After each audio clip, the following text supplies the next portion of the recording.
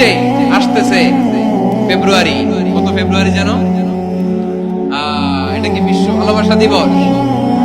হ্যাঁ, কি দিবস?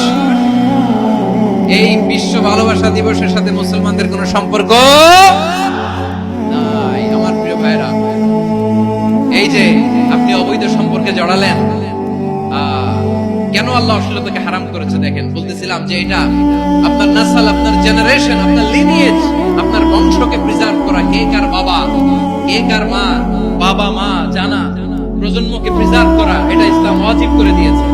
এই যে অবৈধ সম্পর্কের কারণে, বিশ্ব বেহায়া দিবসের কারণে, এগুলোর আউটকাম, আউটপুট হিসেবে মাঝে মাঝে এই ঢাকা মেডিকেলের ডাস্টবিনে নবজাতকের বাচ্চার কান্নার আওয়াজ শুনতে পাওয়া যায়।